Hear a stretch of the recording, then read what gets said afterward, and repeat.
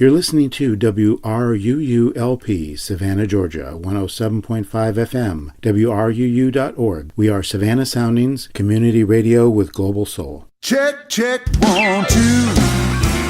Look like a little country, some rock and roll and blues, 'cause we sure love playing for good people like you. Let me know if you can hear me. Check, check, 1, 2. Welcome to Music Local and Sustainable, the radio show that features discussions with and the music of local musicians. I am your host, Dave Lake. Tonight in the studio, we have blues vocalist and harmonica player Kyle Yardley, along with Chad Dupree on guitar. Welcome, Kyle Yardley. Good to be here. You're relatively new to town. Yeah, officially moved down here June 1st. Why don't we just get to know you? Tell me a little bit about your background, particularly your musical journey. My musical journey. I started playing drums when I was 9 years old, so I'm a drummer by birth. My oldest brother, he played guitar and drums. So all growing up, after school every day, we'd go in the bedroom and I'd play drums and he'd play guitar, and he ended up getting a country band going, and I played drums for him for several years. And where was this? This was in Carlisle, Illinois, about 55 miles east of St. Louis. Because a lot of times you tell people you're from Illinois, they assume you're from Chicago, which I'm pretty far from there, about 4 hours south of there. Everybody guesses I'm from Georgia because my accent, when I'm up there, you're from South. Got into playing the blues late 90s, early 2000s, and I hooked up with a blues band, a three-piece band, and we played all around southern Illinois. We all had to sing a third of the songs. I've never sang, let alone played drums and sing, but the first time I did it, I had a lot of people from the audience was saying, you need to be out front singing, and so, well, maybe one day. So that brings me to how I started playing harmonica, because I ended up getting a divorce. That's kind of how I got into playing the blues too, I guess. So I got a divorce in 2008. Staying with my brother, the one that taught me how to play drums and everything. And I have a younger brother that had a couple harmonicas. And he's into death metal, by the way. He plays drums. He gave me a couple harmonicas. Said, hey, I'm never going to play these things if you want to try them out. So I was like, all right. So I started blowing on them, just fiddling around with them, and thought I was playing pretty good. And then I'd sitting in at a couple jams, and there was a guy up there locally named Lionel Brooks who really got me going in the blues. He let me sit in and play some songs with him on his gigs. And I thought I was really doing good until one day I went to a jam, and there was an old country guitar player there, and he's from New Orleans, and they used to play with Lazy Lester in the studio, did studio recordings with him. And Lazy Lester is a well-known harmonica player out of Louisiana. So I'm always blowing through the harmonica. It says the key on the harmonica, so if you got a harmonica that says the key of A, you would assume you're going to be playing in the key of A. So I'm blowing on the thing, and he says, suck through that thing. And I'm like, all right. So I start sucking through it, and he starts playing in the key of E on the guitar, and it matched perfectly. And I realized I could bend the notes real easily, and that's just how it took off right there. Next time I sat in with Lionel, I was like, hey, listen to this. How long have you been playing the harmonica? 2008 is when I started. Mm-hmm. Let's talk a little bit about the harmonica itself. So as you said, each harmonica has a key, but it appears that the key is dependent on if you are blowing through it or drawing air through it. That's correct. There's many ways to play it. First position is what they call it when you blow through it. Mm-hmm. And then second position is where you draw air through you blow and draw, but it's mostly draw. And then there's third position, which is basically like second position where you draw, but you're only using holes 4 through 10, and you get a kind of a minor sound. I've been playing for a while, but I'm still learning it. Seems like every month or so I pick up something new. How many harmonicas do you have to have? Well, you can have as many as you want, but you need at least, I would say, one in each major key. That'd be 7. I mean, if you want to play with a band, at least have that. I've got probably about 30 of them, but I got all flats, sharps, majors, minors. And so when you go out to a gig, do you carry all of them, or do you have in mind what you're going to play, and so you just carry a handful? I carry them all, because I don't know whatever I'm going to play. I don't use a set list. Whatever comes to mind, I call it out. But sometimes I might use a set list if it's a big festival show or something that's like an hour long. You know, you want to have a pretty tight performance or whatever. But even most of the times I don't even do that. I just, if I got a band that's used to playing with me, they know what I do, and it's easy to just whip out any harmonica and, hey, we're doing this in the key of A. Count it in and away we go. So it's quite an investment. Yeah, it is. And that's funny too, because being a drummer, everybody's like, I always wanted to be a harmonica player. Drummers would tell me that. I said, I used to be a drummer, and I always thought the same thing. Dragging all your equipment in, you got to get there and set up before everybody. They're going to have their stuff set up, and you got to maneuver around it. And everybody's like, you just walk in with your case of harmonicas and away you go. But, I mean, it is a little bit easier in that respect, but I play through an amplifier, too. I used to play through an old Fender Bassman. It's pretty heavy, about 60-pound amplifier. Lug that thing around. Well, I got a bigger one now, but I haven't got broken it out yet. I got to have some work done to it. And them things are expensive, though. If you want to get good ones, I play Hohner Marine Band crossovers, and they're about $80 to $100 a piece, depending on where you buy them at. I usually buy them online, and you can get them cheaper, but I'll have reeds go flat on these probably once a month. Not every harmonica, but I'll have about one a month go flat. And it's usually the day before I got to play a gig, and I got to go run around. I've been to Portman's, and there's a place up in Rincon called Nova Music, and I went to both of those trying to find a harmonica, and I had to just buy whatever I could get in that key, because a lot of places, and it's true with every music store, they don't carry a big variety of harmonicas, especially a variety of keys. Usually they'll have a Marine Band classics and Hohner Special 20s, and your cheap $5 toy harmonicas or whatever. So not only do you have the initial investment, which is at least at $80 to $100 a harmonica, and you have to have at least 7 or more, and so that's $1,000 right off the top. You have to replace them on a regular basis because you said that the reeds go flat. Yep, you have to replace. If you play quite often like I do, you'll go through. And I bought these because everybody said, "Oh, they won't go flat. They'll take a long time before the reeds go bad," and I think they lied to me. Either that, or I just play it too hard, or maybe I got a mouthful of something sticky. I don't know, when I'm blowing in there, might get them gummed up. Who knows? It's probably not a good idea to be drinking soda and then play a harmonica or something, which I don't drink soda, but if I do, it's got something else in it. But we won't mention that. No, we won't mention that. Why did you get interested in the blues? Really, I don't know. I've listened to the blues, heard it here and there. Like I said, growing up, I listened to classic country and oldies. I'd say the early 90s, I was watching a documentary called See You in Hell, Blind Boy, and it's about an artist. Well, he went down to Mississippi and found the blues and really got into that. Really captured my imagination. It's the roots of all American music, so when you listen to everything, it all comes from the blues. And that's how I really got into it. It really does something to your mind. It does to me anyway, and that's where you got to start at. And that's what I tell all musicians too. If you start with the blues, you're going to work your way into other things, and you're going to pick it up too. You hear it in everything. You can hear guitar licks, harmonica licks, drums. Everything I hear, you can pick up parts of some blues songs, or, blues licks.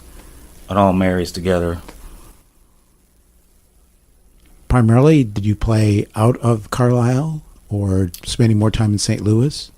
When I started playing the blues, working into St. Louis was my goal. That's where the blues scene is. But that's why I was surprised when I started playing drums. There was a 3-piece blues band. I just happened to run into that in that area. And that led me to other blues musicians. And eventually, we were trying to play in St. Louis, which we found out was a really hard thing to do.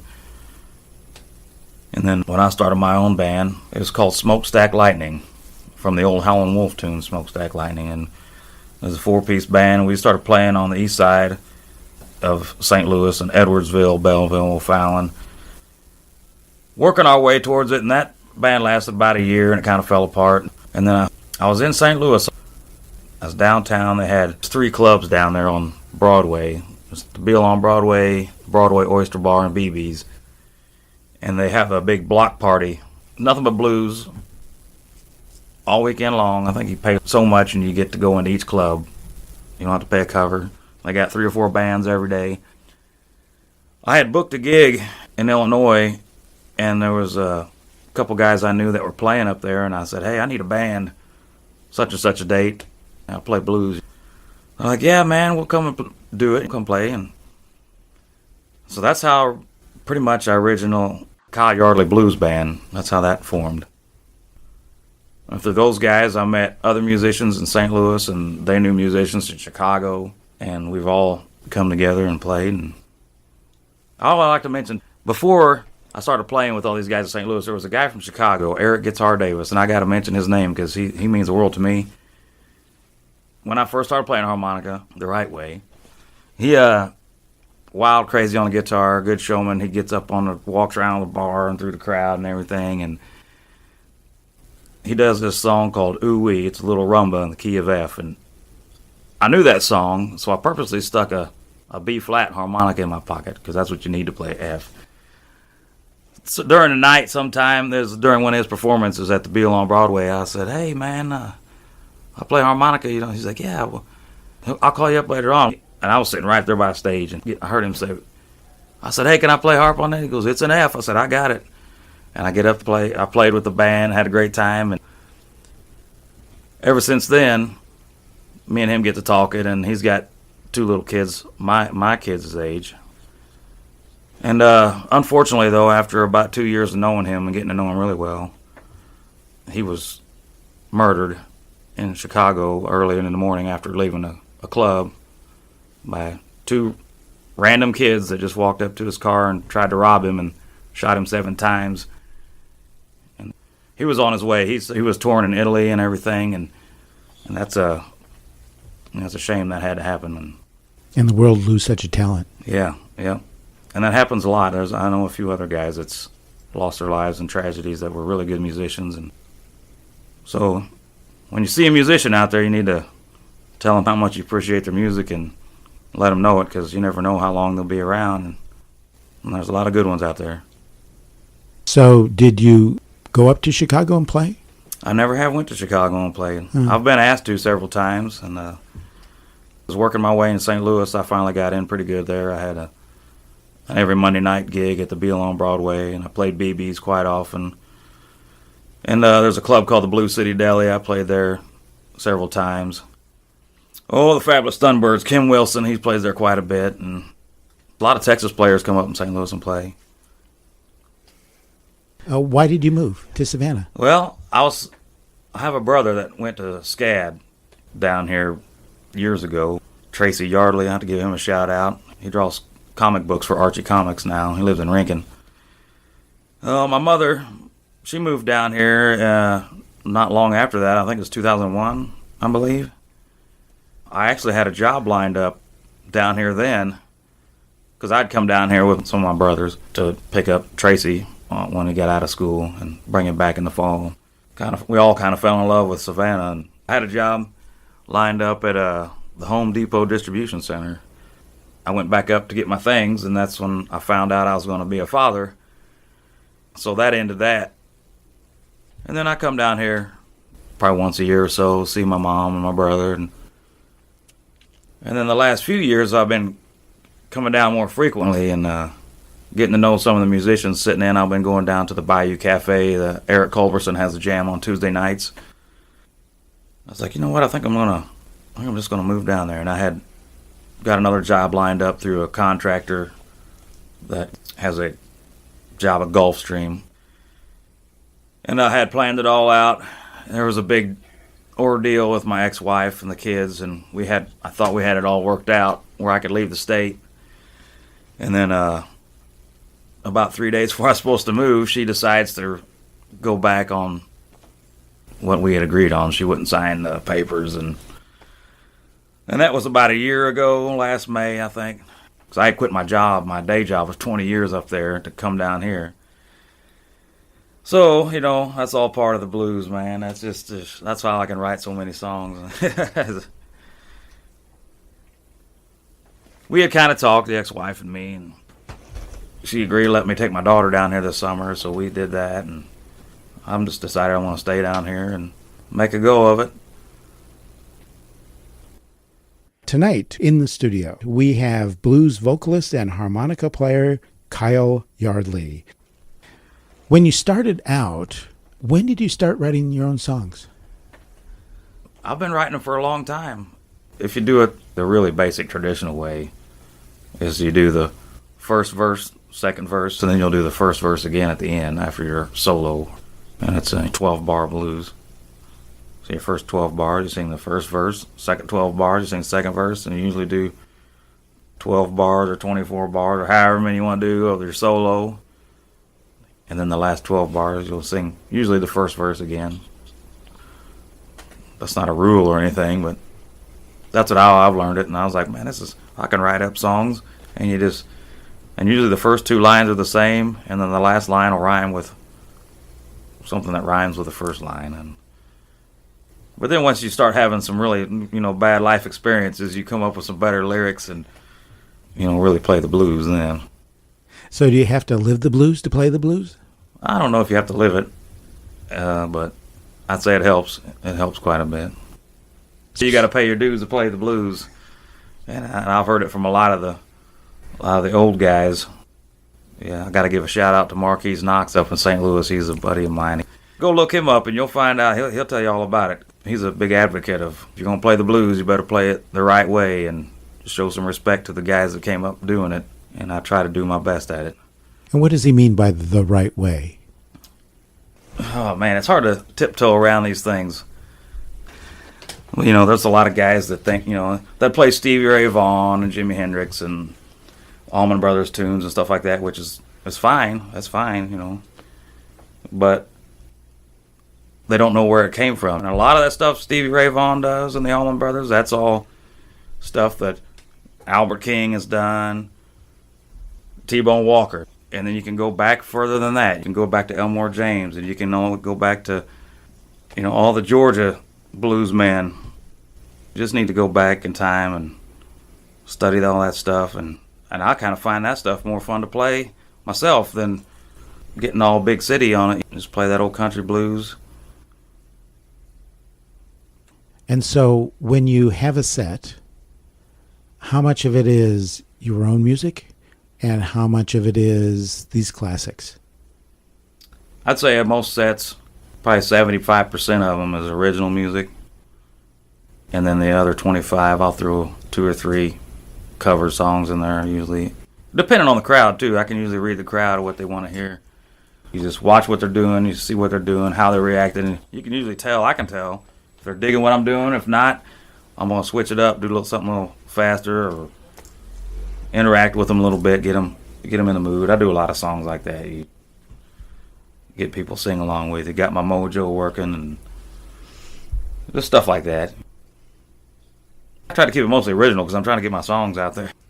A lot of the pop artists in town say that they basically have to do covers, and they can maybe squeeze 1 or 2 of their own in at a particular gig. Do you find that the blues audiences are much more accepting of original music?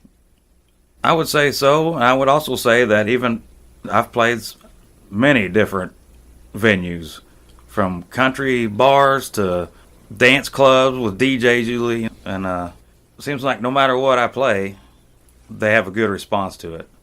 And sometimes I just make lyrics up. I'll just say, play this song, and I'll pick somebody out, I might find a nice looking woman out there in the crowd, and I'll start making up a song about her. Nobody knows, only me. Maybe her. She might know that I'm looking at her, talking about her. I don't know.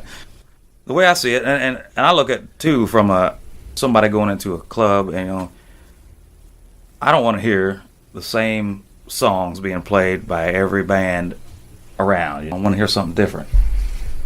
I'm gonna give another shout out to Tony Brown here in Savannah. He plays some light rock, soul, some smooth classic R&B stuff like that, and if I walked into a place and heard that, I'd want to sit and listen for a while. switch it up, there needs to be some variety, and not every blues band is the same, there's a lot of blues bands that play a lot of Stevie Ray Vaughan, Jimi Hendrix and all that, and then there's other blues bands that plays a lot of the old soulful type of blues like Theodore Seeley and Otis Rush and Clarence Carter, do some of the good old juke joint blues, and got to keep your mind open, and I try to do that. Even with the cover bands, I gotta go hear a good band. The key is to do it good, though. That's really the key. I'll sit and listen to a band, as long as they're good. It's like that's the main thing. Early on, you were talking about once you got more experience, the blues songs came a lot easier, which would suggest the lyrics comes first, and then you put music to the lyrics. But then you talked later on about being able to start a song and then wrap the lyrics around someone you see in the audience, which suggests that the music comes first and then the lyrics. Does it vary that much, or do you have a tendency of music or lyrics first? For me, I think it's the music first. I'll get a bass line in my mind, and then all of a sudden, that's when the lyrics start coming out. So that's how I recorded the Juke Joint Boogie album. We did that basically just like a live gig before we went into our positions in the studio. We all sat down for a minute and just said, all right, here's how the intro's going to be. This is the bass line.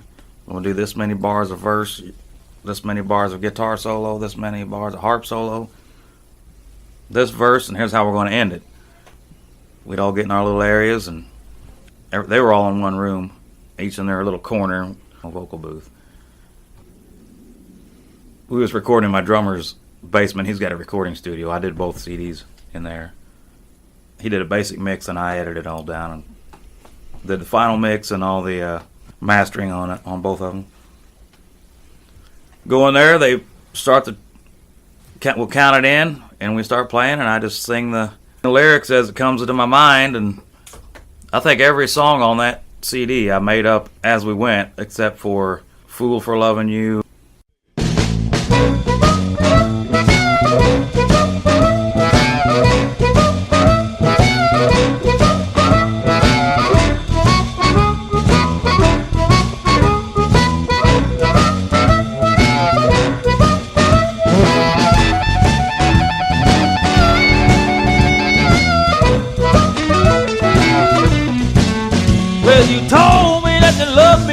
What you told me was a lie. Said you'd never leave me until the day I die. Now I'm a fool, baby. I'm a fool for loving you.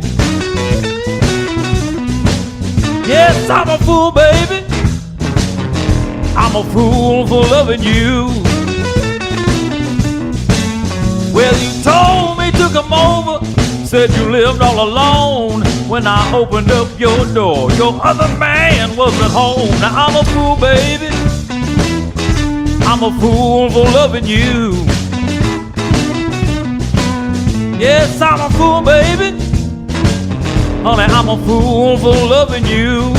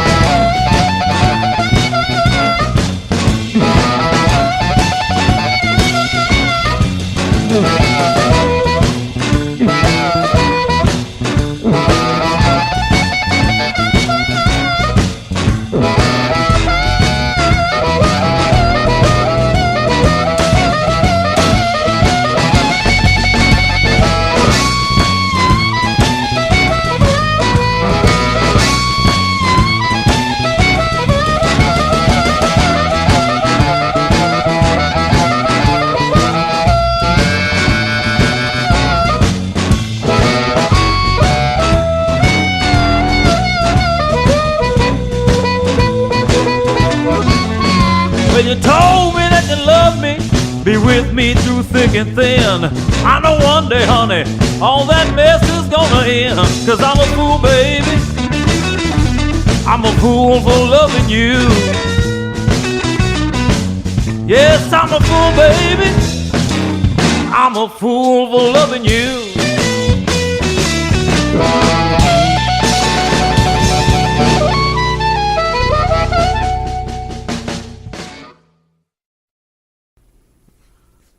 What we're talking about is the Juke Joint Boogie album. So most of those you said were sort of made up as you were in the studio recording. Yep. Long brown hair on there. That's my favorite one of them all. And that was one where I just envisioned a girl at the bar. Some girl walks in and she's ordering a drink. I'm just kind of describing her.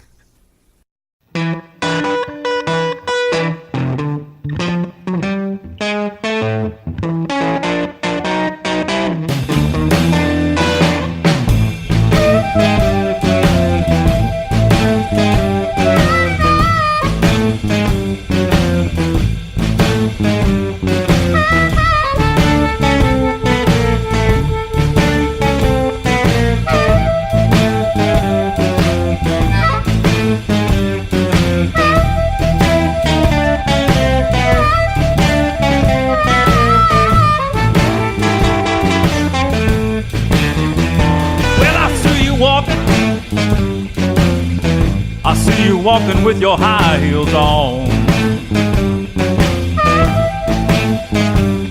Yes, I see you walking, baby. I see you walking with your high heels on. Well, when you walk, woman, you make me wanna weep and moan. Well, you look so good, little girl. Look so good with your long brown hair. I said you look so good, baby. You look so good with your long brown hair.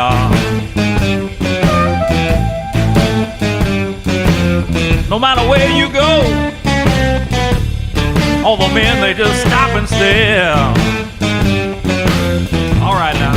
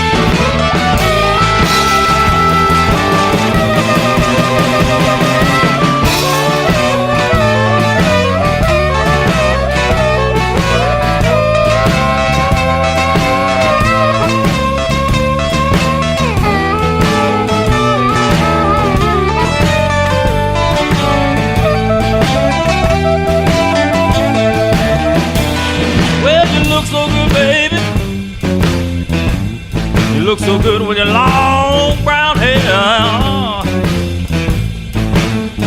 Well, you look so good, baby. You look so good with your long brown hair.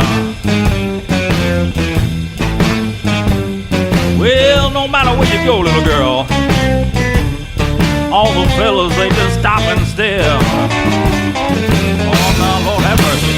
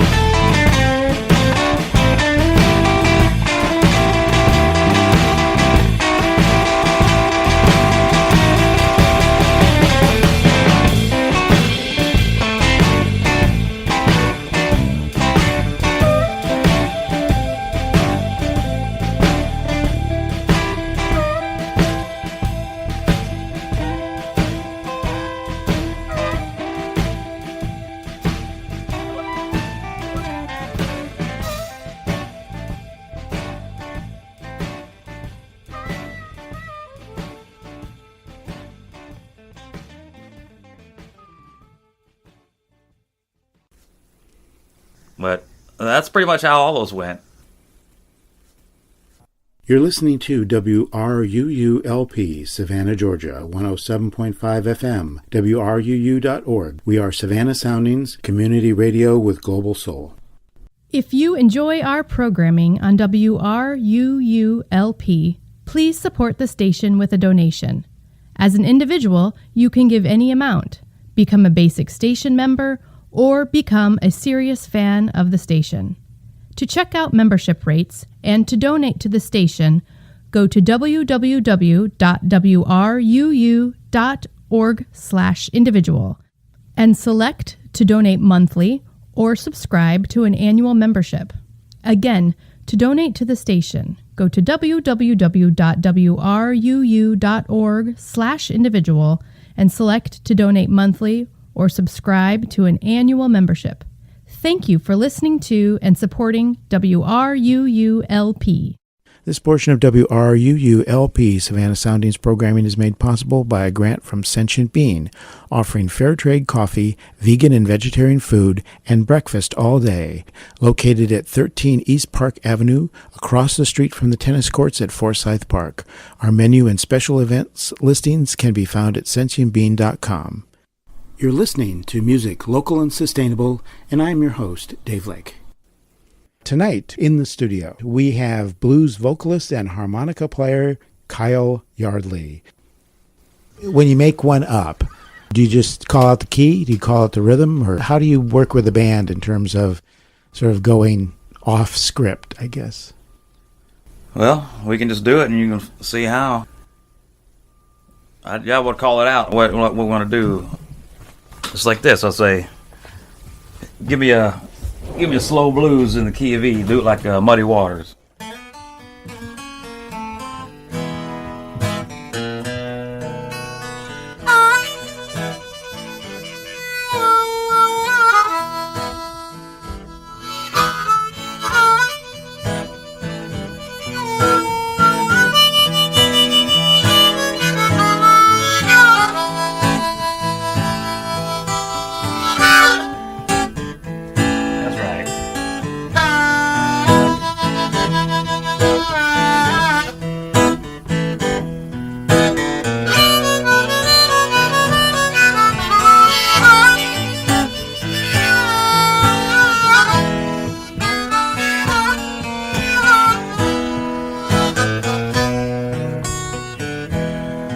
I'm a country boy,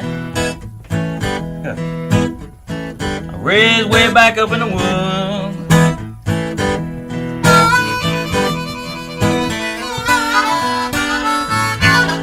Yes, I'm a country boy. People, I'm raised way back up in the woods.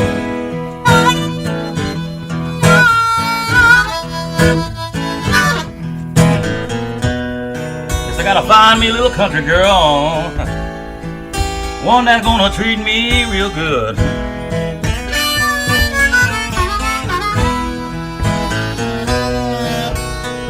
I'm gonna find me a country girl.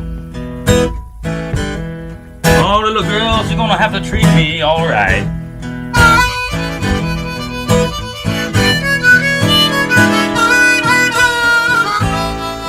I'm gonna find me a little country girl. Oh, the little girl, she's gonna have to treat me alright.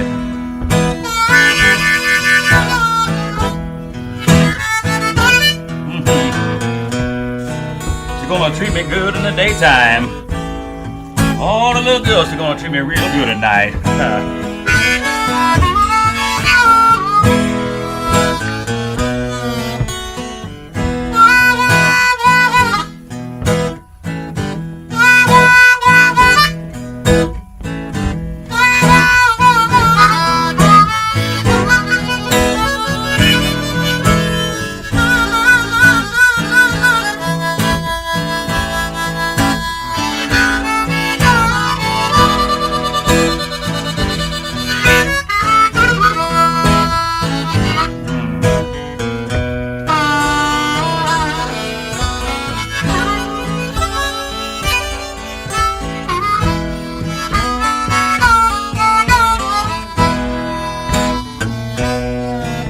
Well, I got me a little country girl. Let me tell you, people, she don't treat me mean.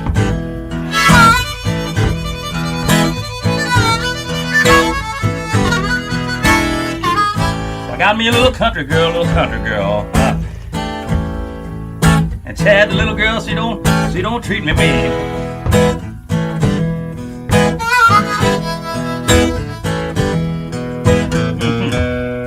She cooked me breakfast in the morning, and for supper she give me oxtail rice and black-eyed peas.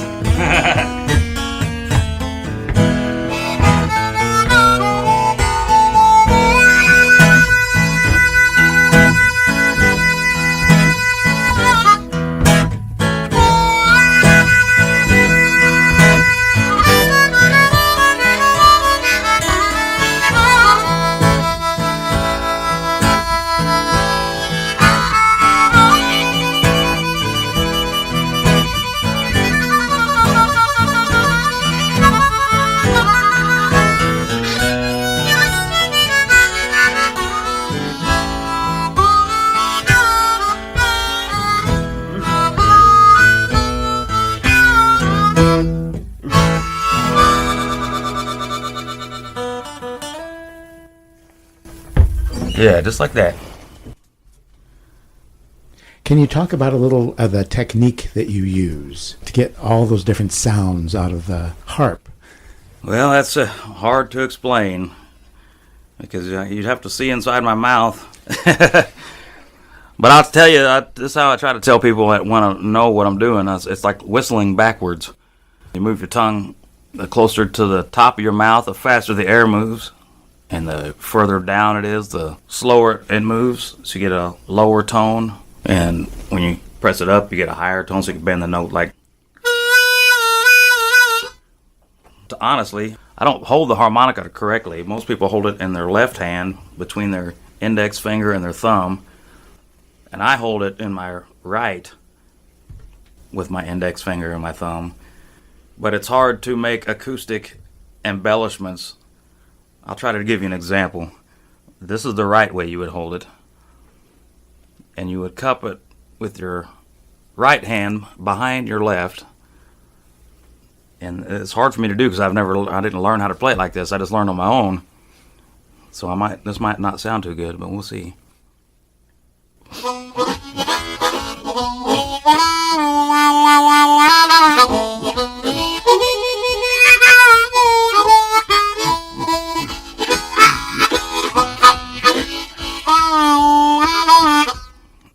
I don't know if you can notice when I open the hands, it gets louder, and when you cup it, it's more of a bassy sound. You can't do that playing it this way because your hand is on the higher notes, which is how I learned how to play it, which is wrong. But that also gives me my own sound. 'Cause I've seen other harmonica players play it like that. I think James Cotton actually holds it like that. I can still kind of get the same type of thing, but I'll show you.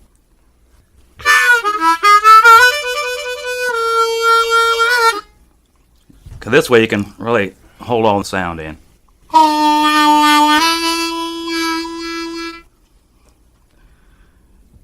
In some cases, to bend a note, you just move your tongue inside your mouth, and that will bend the note. You can do glissandos back and forth as you go up and down and move the harmonica back and forth. And then you can have that bass sound by cupping your hand around the outside and moving that up and down to get that more treble and a little bit bassier sound to it as well. You're really good at describing that, yeah. That's good because I would have never thought about that. And then you tap the end of the harmonica as you're playing. And is that just to get that glissando motion? Yeah, that's just warble or whatever they call that. It was a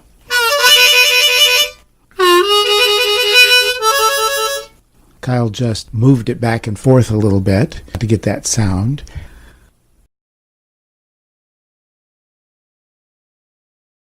When you see harp players on stage, you'll sometimes see them play right into the vocal mic. But most commonly, what you'll see, as on the cover of Juke Joint Boogie, you'll see the harp player play through a separate mic. Why? I play through a bullet mic, which is like an old vintage microphone and there's many different types of those too, but play through that into a guitar amplifier and you get a distorted, kind of a dirty, fuzzy sound, and you get a little different tone.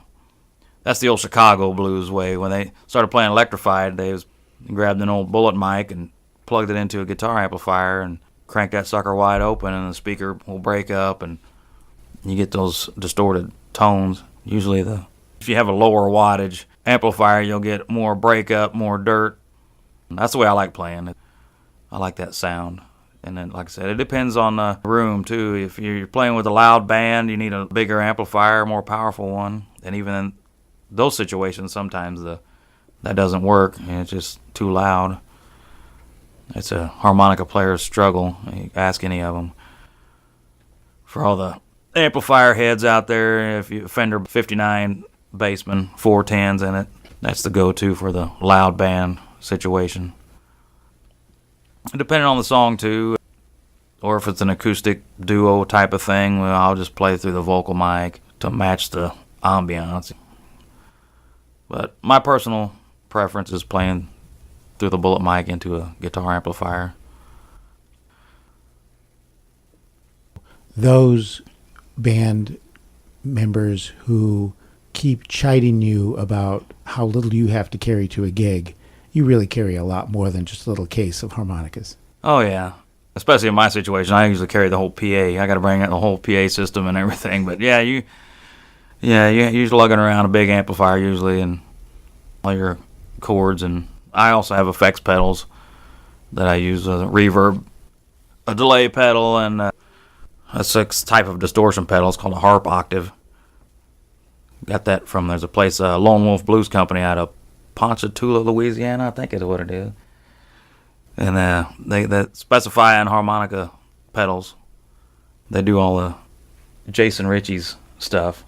So those are designed specifically then for the harmonica rather than just using guitar pedals. Yeah, yep.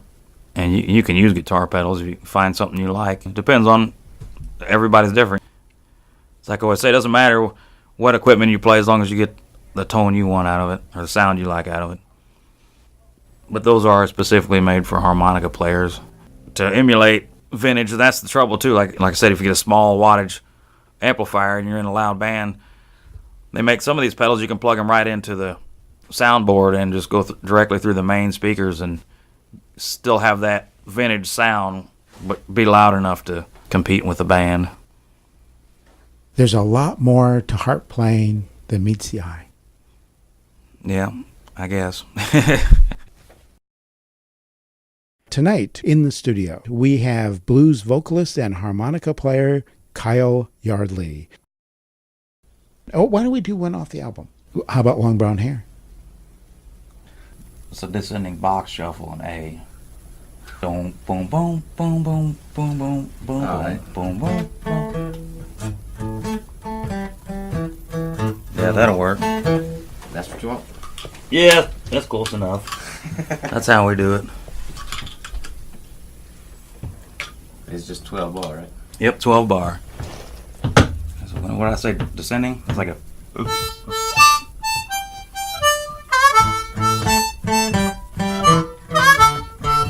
Yeah.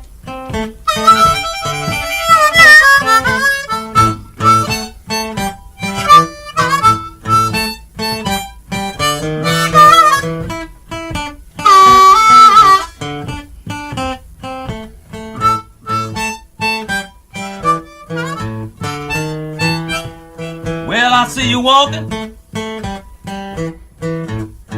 I see you walking with your high heels on. Yes, I see you walking, baby. I see you walking with your high heels on.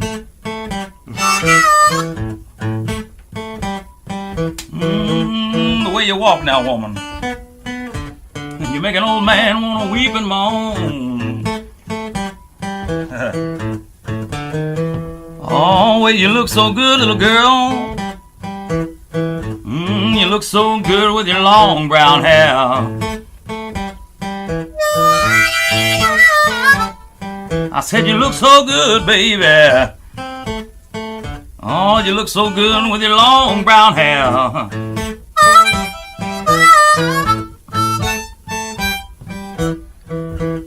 No matter where you go now, little girl, you know all the fellas, they just stop and stare. That's because you look so good now.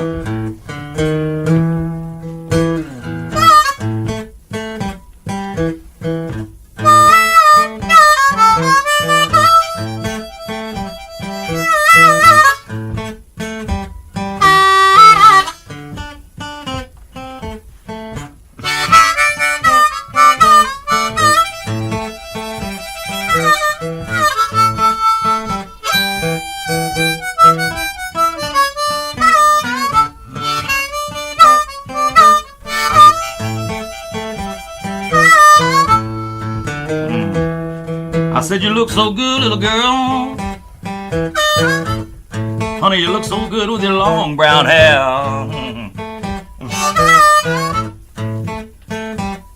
I said you look so good, baby. Woman, you look so good with your long brown hair.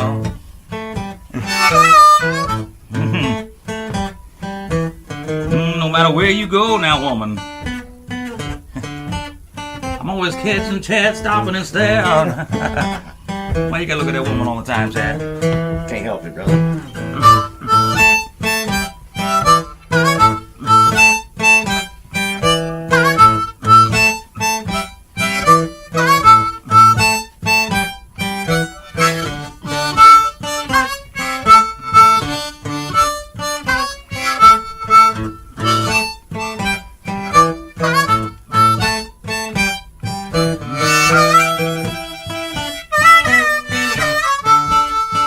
Here we go.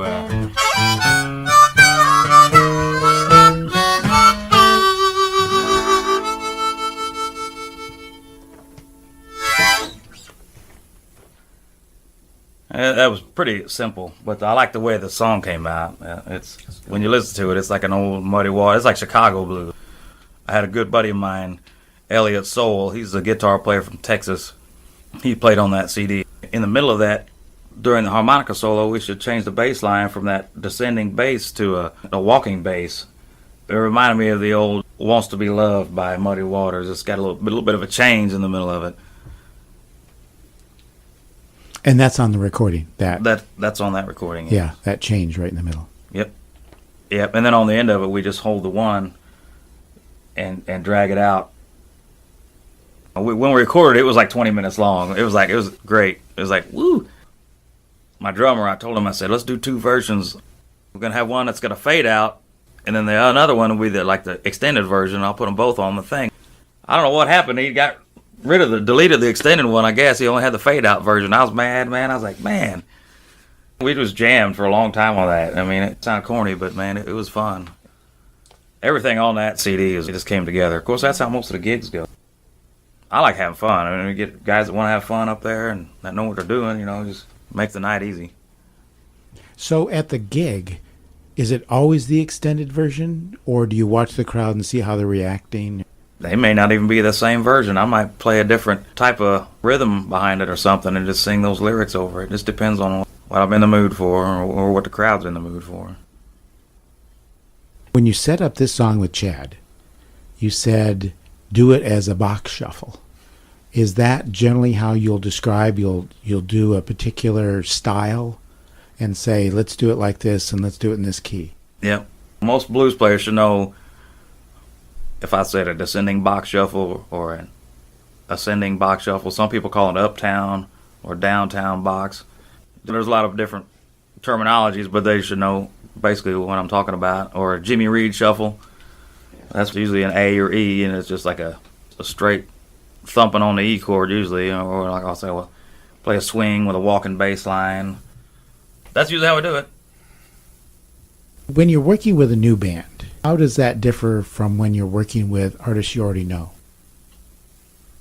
You do have to do a little tutorial, I guess, on some of the way you do things. And like I said, some people don't relate to the same terminology I use, so you gotta, well, what do you call it? And then, okay, well, just do that.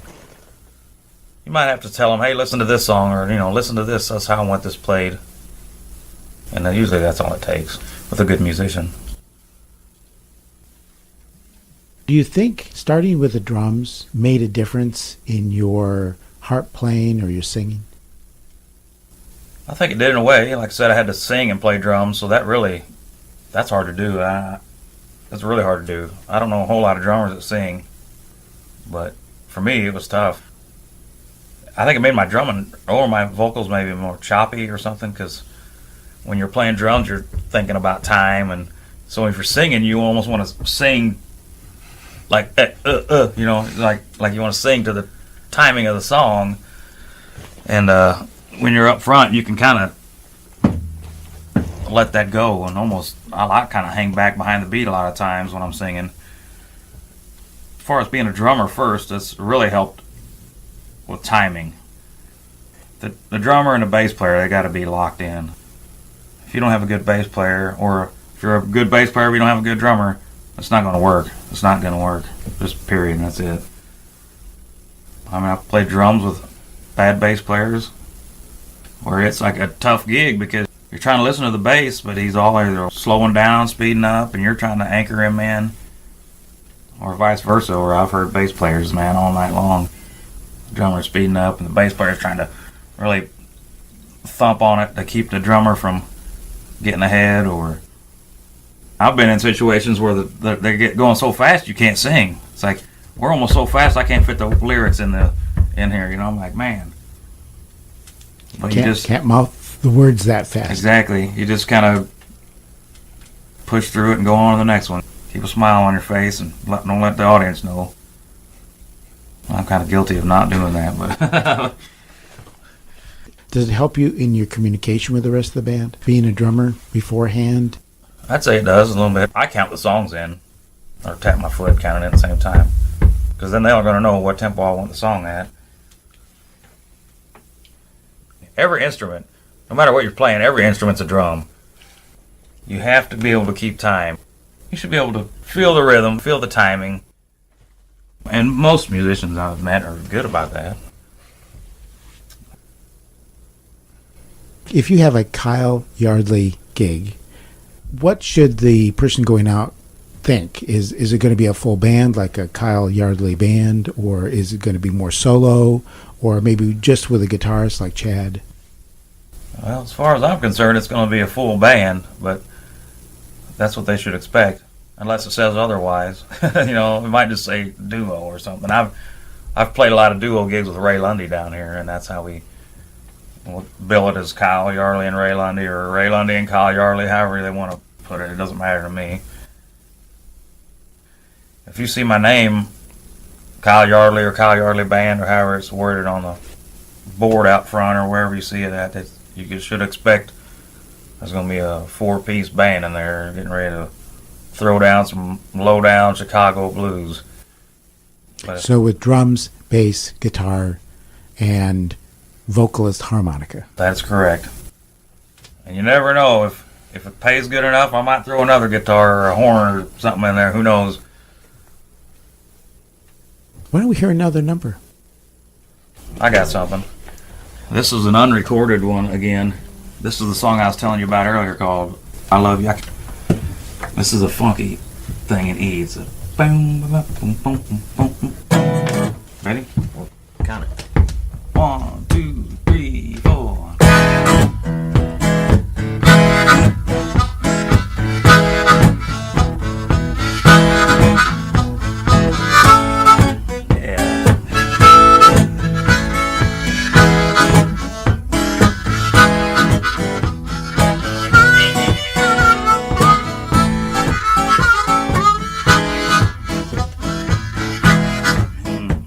I wanna love you, but honey, you know it's true. Yes, I love you, baby.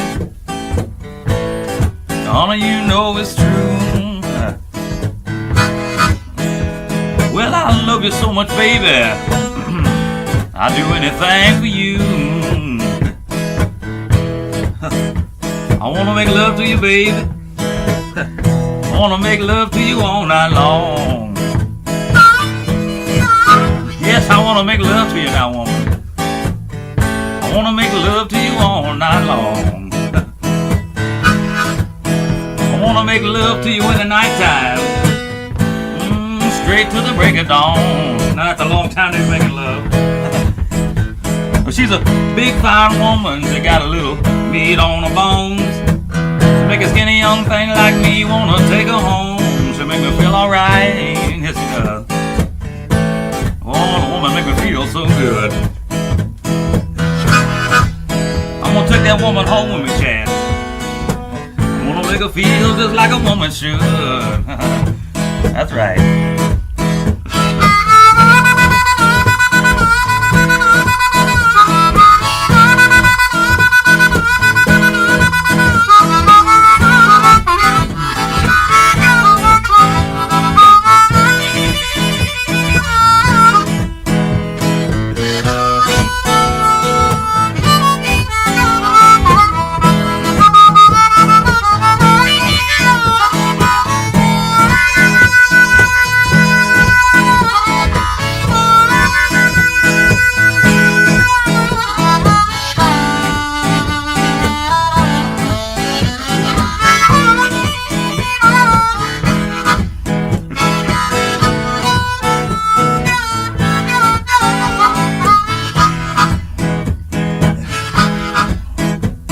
I love you, baby. Honey, you know it's true. That's right. Yes, I love you, baby. Oh, little girl, you know it's true. I love you so much, baby. I'd do anything for you.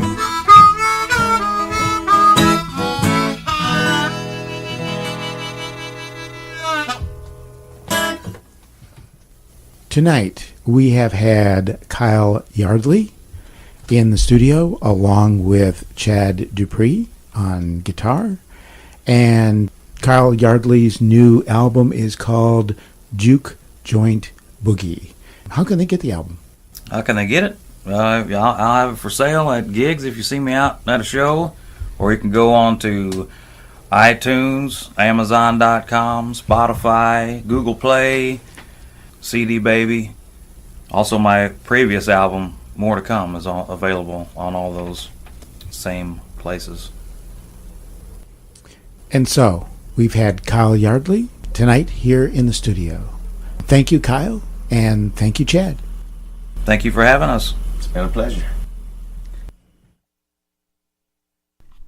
This has been another edition of Music Local and Sustainable, and I've been your host, Dave Lake. Save this time for another show next week. Well, I know we ain't headed for the Hall of Fame. We're gonna give it what we got, man, that ain't no shame. Let me know if you can hear me. Check, check, 1, 2. Let me know if you can hear me. Check, check, 1, 2.